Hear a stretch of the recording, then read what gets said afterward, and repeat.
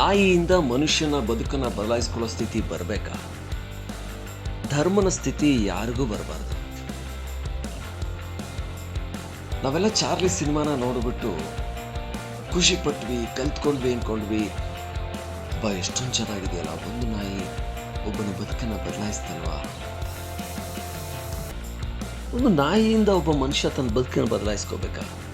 ಆ ಸ್ಥಿತಿಗೆ ಬಂದಿದ್ದೀವ? ನಮ್ಮ ಲೈಫ್ ಬಿ ಗ್ರೇಡ್ ಆಗಿದೆಯಾ? ಎ ಗ್ರೇಡಲ್ಲಿ ಹೋಗೋಕ್ಕೆ ಸಾಧ್ಯ ಇಲ್ವಾ? ಒಬ್ಬ ಮನುಷ್ಯ ಇನ್ನೊಬ್ಬ ಮನುಷ್ಯನಿಗೆ ಪ್ರೀತಿ ಕೊಡೋಕ್ಕೆ ಸಾಧ್ಯ ಇಲ್ವಾ? ಇದಕ್ಕೆ ಅಲ್ವಾ ನಾವು ಒಂದು ನಾಯಿನ ಆಶ್ರಯಿಸ್ತಾ ಇರೋದು? ಅಂದರೆ ಮನುಷ್ಯನಿಂದ ಮನುಷ್ಯನಿಗೆ ಪ್ರೀತಿ ಸಿಗದೇನೆ ಏನು ಖುಷಿ ಅಂತ ಆಗೋದು, ಬಹುಶಃ ಸೈನ್ಸ್ನ ಪ್ರಕಾರ ಒಂದು 3-4 ಹಾರ್ಮೋನ್ ಉತ್ಪತ್ತಿ ಆಗುತ್ತೆ.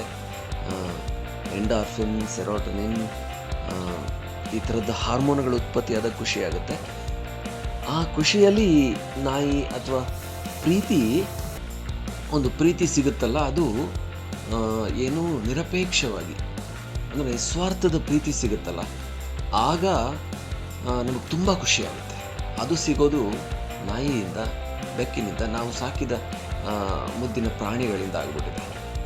ನಮ್ಮ ಜೊತೆ ಬದುಕೋ ಮನುಷ್ಯರಿಂದ ಆಗ್ತಾ ಇಲ್ಲ. ಯಾಕೆಂದರೆ ನಮಗೆ ಭಾವನೆಗಳಿಗೆ ಬೆಲೆನೇ ಇಲ್ವಲ್ಲ. ಅಲ್ಲಿ ಯಾರೋ ಬೆಂಕಿ ಹಚ್ತಾರೆ, ಮತ್ತಾರೋ ಕತ್ತರಿಸ್ತಾರೆ, ಮತ್ತಾರೋ ದೌರ್ಜನ್ಯ ಮಾಡ್ತಾರೆ, ದಬ್ಬಾಳಿಕೆ. ಇದೆಲ್ಲ ನಿರಂತರವಾಗಿ ಆಗ್ತಾ ಇರೋದ್ರಿಂದನೇ ನಾವು ಪ್ರೀತಿನ ನಾಯಿಯಿಂದ ಪಡ್ಕೊಳ್ಳೋ ಮಟ್ಟಿಗೆ ಬಂದು ನಿಂತಿರೋದು. ಮನುಷ್ಯನ ನಡುವಿನ ಸಂಬಂಧ ಹೋಗಿ ನಾಯಿ ಮನುಷ್ಯನ ನಡುವಿನ ಸಂಬಂಧ ಬಂದಿರೋಂಥದ್ದು. ಇದನ್ನು ನೋಡಿ ಖುಷಿ ಪಡ್ತಾ, ಎಂಜಾಯ್ ಮಾಡ್ತಾ, ಬದುಕು ಹೆಂಗಿದೆಯಲ್ಲ, ಹಿಂಗಿರ್ಬೇಕಲ್ಲ, ನಾನು ಒಂದು ನಾಯಿನ ತಂದು ಸಾಕ್ಬೇಕಲ್ವಾ ಅಂತ ಸಂಭ್ರಮ ಪಡ್ತಿದ್ದೀವಲ್ಲ. ನಮಗೆಲ್ಲ ಯಾವತ್ತೂ ಅನ್ನಿಸ್ತಾ ಇಲ್ವಾ? ನಾಯಿನ ಪ್ರೀತಿಸೋ ಪರಿಸ್ಥಿತಿಗೆ ಬಂದ್ಬಿಟ್ವಾ ನಾವು? ನಾಯಿ ಒಳ್ಳೆಯದು, ನಾಯಿ ಕೆಟ್ಟದ್ದಲ್ಲ, ನಾಯಿನ ಪ್ರೀತಿಸೋದೇನು ತಪ್ಪಲ್ಲ. ಆದರೆ ಜೊತೆಗಿರೋ ಮನುಷ್ಯನನ್ನೇ ಪ್ರೀತಿಸೋದು ಬರದೇ ನಾನು ನಾಯಿನ ಪ್ರೀತಿಸೋ ಮಟ್ಟಿಗೆ ಬಂದಿದ್ದೀವಿ ಅಂದರೆ ಅದನ್ನು ಸರಿ ಮಾಡ್ಕೋಬೇಕಲ್ವ. ಮನುಷ್ಯನನ್ನು ಪ್ರೀತಿಸೋಣ, ಆಮೇಲೆ ನಾಯಿನ ಪ್ರೀತಿಸೋಣ.